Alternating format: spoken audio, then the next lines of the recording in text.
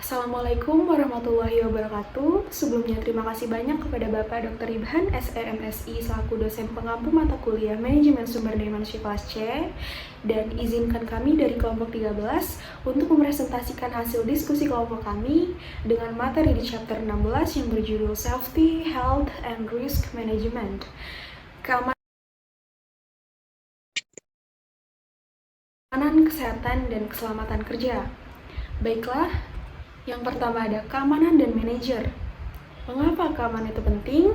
Keamanan merupakan unsur-unsur penunjang yang mendukung terciptanya suasana kerja yang aman, baik berupa material maupun non-material. Manajer harus mampu mengurangi masalah keselamatan dan kesehatan di tempat kerja agar terciptanya kenyamanan bagi para tenaga kerja dan juga lingkungan. Jadi pentingnya keamanan dalam suatu perusahaan guna untuk menciptakan lingkungan kerja yang aman, sehat, nyaman, guna untuk menjadikan para pekerja lebih efektif dan efisien dalam melakukan pekerjaannya. Sebaliknya, jika suatu perusahaan menerapkan sistem keamanannya saja sudah longgar, mungkin risiko berbahaya dan sistem keselamatan kerjanya pun akan jauh lebih besar untuk ditanggulangi, sehingga risiko berbahaya yang akan ditimbulkan pula akan semakin lebih besar. Selanjutnya, ada SDM sebagai pusat keuntungan. Meningkatkan keamanan berarti meningkatkan keuntungan. Banyak orang berasumsi bahwa ketika pengusaha menghemat program keselamatan, uang yang mereka hemat meningkatkan keuntungan. Tetapi bukan itu masalahnya. Untuk satu hal, praktik keselamatan yang buruk justru meningkatkan tingkat upah. Karena tingkat upah lebih tinggi pada pekerjaan dengan kondisi kerja yang lebih beresiko dan keamanan yang buruk hingga adanya cedera dan penyakit pada para pekerja, justru akan memakan banyak biaya untuk pengobatan, kompensasi pekerja, dan kehilangan produktivitas. Selanjutnya ada beberapa peran manajemen dan pengawas dalam keefektivitasan kinerja para pekerja suatu perusahaan, yaitu sebagai berikut. Yang pertama ada peran manajemen puncak dalam keamanan. Manajemen puncak bertanggung jawab untuk menetapkan kebijakan, pedoman, dan tujuan strategis, serta memberikan kepemimpinan dan arahan untuk manajemen mutu dalam organisasi. Manajer harus melembagakan komitmen mereka dengan kebijakan keselamatan, mempublikasikan kinerja, dan memberikan prioritas tinggi pada masalah keselamatan. Dan yang kedua yaitu peran pengawas dalam pencegahan kecelakaan. Proses pengawasan merupakan gabungan dari semua kegiatan dalam pelaksanaan suatu pekerjaan di sebuah perusahaan atau organisasi. Peran pengawas harus ada mulai dari mengawasi lingkungan kerja agar situasi aman untuk para pekerja tetap terjaga. Semua kemungkinan terburuk juga harus disikapi sejak awal agar potensi bahaya yang muncul sejak ini bisa dideteksi dan ditanggulangi.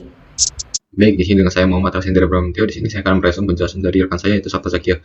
Di resum pertama ini saya akan menjelaskan tentang pentingnya keamanan, peningkatan keamanan, keselamatan dan juga kesehatan pekerja, keamanan, keselamatan dan juga kesehatan pekerja. Dan aspek yang esensial ataupun penting yang perlu diperhatikan oleh perusahaan di tempat kerja. Kenapa demikian? Dikarenakan ketiga ini membahas tentang penanganan ataupun tindakan yang dapat dilakukan untuk melindungi pekerja dari terjadinya cedera maupun penyakit dari pekerjaannya. Pentingnya kesadaran ketiga ini di tempat kerja ini menjadi aspek yang esensial yang perlu diperhatikan dalam menjaga keselamatan dan dalam menjaga keselamatan para pekerjanya itu sendiri. Lalu berikut beberapa hal yang perlu diperhatikan oleh setiap elemen pekerja yang ada dalam perusahaan terkait keamanan, keselamatan dan juga kesehatan pekerja. Di antara lainnya yaitu yang pertama adalah memahami sekaligus mengimplementasikan K3 itu sendiri. Lalu yang kedua adalah menyediakan alat pelindung diri seperti helm untuk melindungi kepala, pelindung wajah untuk melindungi wajah dari puing-puing dan juga paparan debu, lalu ada mata untuk melindungi mata dari paparan debu ataupun paparan dari radioaktif, lalu ada masker untuk melindungi para pekerja dari udara yang tidak sehat, lalu ada tali untuk melindungi para pekerja dari terjadi kecelakaan seperti jatuh dari ketinggian. Lalu yang ketiga ada membuat SOP seperti cara menggunakan peralatan yang ada di tempat kerja, lalu ada cara untuk menangani keluhan dari para pelanggannya, lalu ada cara untuk melaporkan bila mana terjadi kecelakaan di tempat kerja, lalu ada cara memadamkan api bila mana terjadi kebakaran di tempat kerja, lalu dan juga job desk dan juga bagian kerja sesuai job desk seperti CEO atau shift Executive Officer, yang dimana job desk-nya untuk menetapkan visi misi sekaligus strategi perusahaan secara keseluruhan. Lalu ada CFO atau Chief Financial Officer untuk yang memiliki job desk atau tugas untuk mengelola keuangan dari perusahaan. Lalu ada COO atau Chief of Operational Officer yang bertugas untuk mengoperasikan sekaligus mengelola kegiatan yang ada di perusahaan. Lalu ada Chief Technology Officer atau CTO yang bertugas untuk mengelola teknologi sekaligus informasi yang ada dalam perusahaan. Yang terakhir ada CMO atau Chief Marketing Officer yang bertugas untuk memasarkan produk ataupun jasa perusahaan itu. Lalu ada menciptakan lokasi kerja yang aman, dan untuk menciptakan lokasi kerja yang aman itu bisa dilakukan dengan beberapa cara, seperti melakukan penilaian risiko dengan cara mengidentifikasi potensi bahaya di tempat kerja seperti bahaya fisik, kimia, biologis, ataupun ergonomis.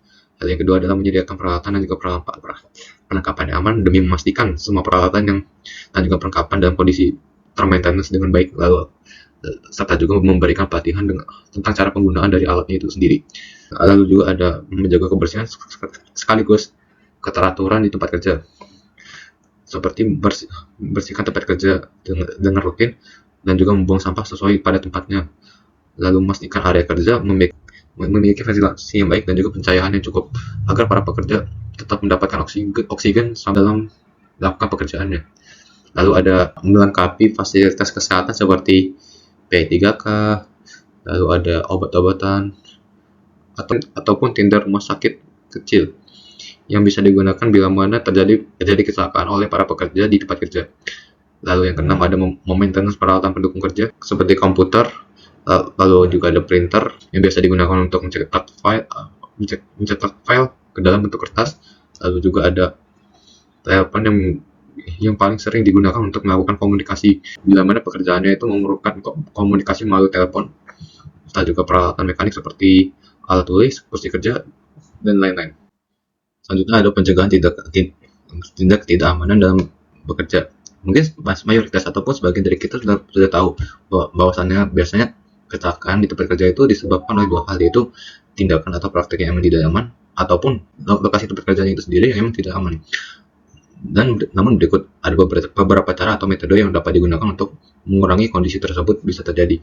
Di antara lainnya yaitu yang pertama, mengurangi tindakan tidak aman dengan cara melakukan penyaringan. Penyaringan merupakan salah satu cara untuk mengurangi tindakan tidak aman dalam bekerja. Cara ini bertujuan untuk mengisolasi sifat-sifat yang dapat memprediksi kecelakaan pada pekerjaan yang bersangkutan. Dan berikut metode ataupun cara-cara yang dilakukan dengan menggunakan metode penyaringan. Yang pertama ada dengan cara melakukan tes psikologi yang ditujukan untuk mengidentifikasi kandidat ataupun calon kandidat yang memiliki sifat-sifat yang terkait dengan cerobohan, impulsivitas atau pengambilan risiko. Dan yang kedua ada dengan cara mewawancara dengan tujuan untuk menilai sikap kandidat ataupun calon kandidat terhadap keselamatan dan juga kesehatan kerja atau biasa disingkat K3. Lalu yang ketiga ada pengalaman kerja. Pengalaman kerja dapat menjadi indikator yang baik dari kemampuan kandidat untuk bekerja dengan aman. Lalu yang keempat ada pemeriksaan referensi. Pemeriksaan referensi ini memiliki tujuan untuk mendapatkan informasi tentang catatan keselamatan kandidat dari pekerjaan yang sebelumnya. Lalu selanjutnya ada mengurangi tindakan tidak aman dengan cara melalui pelatihan. Dengan melalui pelatihan ini bertujuan untuk mengurangi tindakan tidak aman dalam bekerja dengan cara mengimplementasikan program yang telah dirancang untuk membantu karyawan mengidentifikasi, memahami, sekaligus menghindari bahaya di tempat kerja yang sewaktu-waktu bisa terjadi. Latihan ini sangat amatlah penting untuk menciptakan lingkungan kerja yang aman, nyaman, sekaligus sehat bagi para pekerja yang bekerjanya. Dan untuk pelatihan sendiri bisa dilakukan dengan beberapa cara. Seperti yang pertama, pelatihan identifikasi bahaya dan penilaian risiko atau yang biasa disingkat JHA atau JHA-RA, dengan tujuan untuk memberikan pelatihan kepada karyawan tentang cara mengidentifikasi bahaya yang bisa terjadi di tempat kerja, menilai risikonya, sekaligus mengambil langkah-langkah meresolusikannya. Lalu yang kedua ada pelatihan penggunaan alat pelindung diri atau APD dengan tujuan agar karyawan dapat mengetahui cara memilih, menggunakan sekaligus maintenance APD itu sendiri jika sewaktu-waktu digunakan. Lalu yang ketiga ada pelatihan prosedur keselamatan kerja dengan cara memberikan pelatihan kepada karyawan tentang prosedur keselamatan kerja untuk yang spesifik untuk pekerjaan mereka. Lalu yang keempat ada melakukan pelatihan investigasi kecelakaan kerja dengan tujuan untuk mengidentifikasi penyebabnya sekaligus mencegahnya agar tidak terulang kembali. Lalu yang kelima ada menerapkan pelatihan budaya keselamatan kerja dengan tujuan untuk meningkatkan kesadaran karyawan tentang betapa pentingnya keselamatan kerja dan mendorong mereka agar terus melakukan pekerjaannya dengan aman dan sesuai prosedur. Lalu yang tiga ada mengurangi tindakan tidak aman melalui poster, insentif, ataupun penguatan positif. Mengurangi tindakan tidak aman melalui poster, insentif, ataupun penguatan positif ini merupakan salah satu cara yang efektif untuk mengurangi tindakan tidak aman dalam bekerja. Penguatan positif ini dapat dilakukan dengan memberikan penghargaan atau pujian kepada karyawan yang telah menunjukkan perilaku aman dalam bekerja. Dikarenakan hal ini dapat memotivasi karyawan agar lebih aman lagi dalam melakukan pekerjaannya dan juga melakukan pekerjaan sesuai standar operasional yang telah ditentukan. Dan berikut adalah metode ataupun cara-cara yang dilakukan. Yang pertama ada penghargaan. Dengan memberikan karyawan yang telah melakukan pekerjaannya dengan memberikan penghargaan, tentu akan dapat memotivasi atau membangkitkan kembali rasa kepedulian ataupun semangat para pekerja agar dapat melakukan pekerjaannya dengan aman dan juga sesuai SOP. Lalu yang kedua ada pujian, dengan cara memuji karyawan yang telah melakukan pekerjaannya dengan aman secara langsung oleh atasan, rekan kerja ataupun kliennya. Lalu yang tiga ada pengakuan. Bagi karyawan yang menunjukkan perilaku aman sama bekerja dapat diakui dalam publikasi perusahaan seperti newsletter ataupun website dari perusahaan itu sendiri. Lalu yang keempat ada peluang pengembangan. Bagi karyawan yang melakukan pekerjaannya dengan aman dan sesuai SOP, dapat melakukan pengembangan karir seperti mengikuti pelatihan ataupun promosi jabatan. Lalu yang kelima ada keuntungan moneter. Bagi karyawan yang melakukan pekerjaannya dengan aman dan sesuai SOP, dapat diberikan keuntungan non-moneter seperti waktu istirahat tambahan ataupun cuti tambahan. Baik, saya akan lanjut ke slide selanjutnya yang membahas tentang penguatan positif. Bentuk-bentuk penguatan positif. Yang pertama yaitu mengurangi tindakan tidak aman dengan membina budaya keamanan. Membina budaya keamanan ini dengan tujuan agar karyawan selalu mengerjakan segala sesuatunya dengan mementingkan keamanan dari karyawan itu sendiri. Lalu yang kedua ada mengurangi tindakan tidak aman dengan menciptakan lingkungan kerja yang mendukung dengan cara seperti menyediakan peralatan yang mendukung, kesehatan yang mendukung, keselamatan yang mendukung, dan sejenisnya. Lalu yang ketiga ada mengurangi tindakan tidak aman dengan menetapkan kebijakan keamanan. Contohnya kebijakan keamanan sendiri seperti keamanan fisik seperti kontrol akses fisik dengan tujuan untuk membatasi akses area fisik yang sensitif seperti ruang server dan juga pusat data. Lalu ada keamanan jaringan dan sistem dengan cara memberikan kebijakan kata sandi yang kuat dengan tujuan untuk menetapkan persyaratan minimum kekuatan sandi dan mewajibkan pergantian kata sandi secara berkala. Lalu juga ada manajemen akses dengan cara menerapkan prinsip hak akses minimum dengan tujuan untuk memberikan akses ke sistem dan data hanya kepada orang-orang yang membutuhkannya saja untuk melakukan pekerjaannya. Lalu juga ada perlindungan data dengan cara mengklasifikasikan data berdasarkan tingkat sensitivitasnya dan menerapkan kontrol keamanan yang sesuai.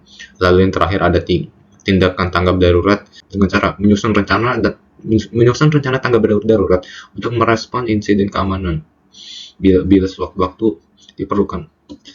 Lalu yang keempat ada mengurangi tindakan tidak aman dengan menetapkan tujuan pengendalian kerugian tertentu. Dan contohnya pengendalian kerugian tertentu itu seperti kerugian finansial dengan cara membeli asuransi untuk melindungi diri dari kerugian finansial akibat kecelakaan, penyakit, ataupun bencana alam. Lalu juga ada kerugian fisik. Contohnya memasang alat pengaman dengan cara memasang alat pengaman seperti alarm, kamera keamanan, dan kunci pintu untuk mencegah pencurian ataupun perampokan. Lalu ada kerugian reputasi. Contohnya saja dengan cara menjaga kualitas produk dan layanan. Dengan cara menjaga kualitas produk dan juga pelayanan untuk meningkatkan kepuasan atau marginalitas dari pelanggan demi untuk membangun reputasi yang baik. Lalu yang terakhir ada kerugian opsional dengan cara membuat rencana kontingensi untuk mengatasi gangguan operasional seperti bencana alam ataupun pemadaman listrik. Lalu yang kelima ada mengurangi tindakan tidak aman dengan melalui kesadaran keselamatan dan keamanan berbasis perilaku. Dan untuk contoh cara mengurangi tindakan tidak aman dengan melalui kesadaran keselamatan dan keamanan berbasis perilaku ini, contohnya seperti identifikasi tindakan tidak aman dengan cara mengidentifikasi tindakan, kondisi dan juga situasi yang berpotensi menyebabkan kecelakaan ataupun kerugian dari pekerjaan.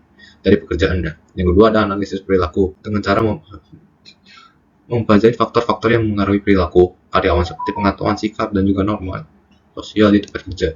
Lalu yang ketiga ada intervensi berbasis perilaku dengan cara mengembangkan dan menerapkan intervensi yang dirancang untuk mengubah perilaku karyawan seperti pelatihan, umpan balik dan juga penghargaan. Lalu ada melakukan pelatihan keselamatan dengan cara memberikan pelatihan yang komprehensif tentang prosedur keselamatan, identifikasi bahaya, dan cara mencegah terjadinya kecelakaan. Lalu yang kelima ada umpan balik dan juga pengakuan. Memberikan umpan balik yang positif atau feedback yang positif serta pengakuan atas perilaku aman dapat mendorong karyawan untuk saling mengingatkan tentang betapa pentingnya keselamatan itu sendiri. Lalu yang selanjutnya ada mengurangi tindakan tidak aman melalui partisipasi karyawan. Contohnya seperti program Zero Injury dengan cara menetapkan target Zero Injury dan melibatkan karyawan dalam mencapai target tersebut. Lalu ada program Safety Buddy dengan cara memasangkan karyawan baru dengan mentor yang berpengalaman dalam hal keselamatan. Lalu yang ketiga ada Safety Observation dengan cara mendorong karyawan untuk mengamati sekaligus melaporkan potensi bahaya yang bisa terjadi di tempat kerja. Selanjutnya akan membahas tentang langkah-langkah untuk meningkatkan keterlibatan karyawan dengan cara yang pertama untuk menempatkan orang yang tepat dengan cara menetapkan orang yang tepat di tempat yang tepat dengan cara mengidentifikasi karyawan yang menyangkut dengan pengetahuan, keahlian, dan juga sifat karyawan yang sesuai dengan pekerjaannya. Hal yang kedua ada mengadakan pelatihan. Melakukan pelatihan dan pengembangan merupakan bagian dari program manajer setiap departemen dalam organisasi seperti melakukan evaluasi mengenai efektivitas programnya, melakukan perbaikan secara terus-menerus dan berkelanjutan, serta melakukan pelatihan dan pengembangan yang tepat. Hal yang ketiga ada menyelaraskan bakat dengan visi perusahaan. Dengan menyelaraskan bakat karyawan dengan visi perusahaan dapat mengembangkan potensinya sehingga pekerjaan yang dilakukan sesuai dengan bakat dan gairah akan memperoleh kinerja yang maksimal dan kepuasan dalam bekerja. Dan yang keempat ada komunikasi, pemantauan, dan evaluasi. Setelah manajer menyusun program dan menempatkan karyawan, selanjutnya manajer akan melakukan implementasi. Maka dari itu diperlukan komunikasi, pemantauan atau monitoring, dan melakukan evaluasi untuk menerima masukan dari karyawan untuk memonitoring apakah uraian tugas dapat dieksekusi dengan baik. Lalu yang kelima ada memberikan penghargaan ataupun insentif. Penghargaan tidak sekedar materi, namun juga bisa non-materi seperti promosi jabatan, jaminan sosial, pujian, dan pengakuan dari manajer ataupun atasan. Penghargaan yang diberikan bertujuan untuk meningkatkan kinerja dari karyawan tersebut. Baik, untuk bab tentang pengamanan fasilitas ini akan dijelaskan oleh rekan saya, yaitu Faris Asyid. Pengamanan fasilitas. Keamanan tempat kerja berkaitan dengan melindungi karyawan dari risiko keamanan internal dan eksternal. Dalam istilah yang paling sederhana, melembagakan keamanan dasar, program membutuhkan langkah-langkah, menganalisis tingkat risiko saat ini, dan kemudian menginstal sistem keamanan mekanis, alami, dan organisasi. Pemeliharaan fasilitas yaitu sebagai bagian dari penilaian awal terkait fasilitas dapat ditinjau dari 5 hal berikut ini. Yang pertama, keamanan interior termasuk toilet yang aman dan identifikasi pintu keluar yang lebih baik. Kedua, yaitu keterlibatan pihak berwenang, khususnya prosedur darurat yang dikembangkan dengan penegak hukum setempat. Ketiga, penagihan surat. Yang tiga, penanganan surat, termasuk penyaringan dan pembukaan surat. 4, evakuasi, termasuk prosedur evakuasi dan pelatihan. Kelima, sistem cadangan, seperti menyimpan data dari situs.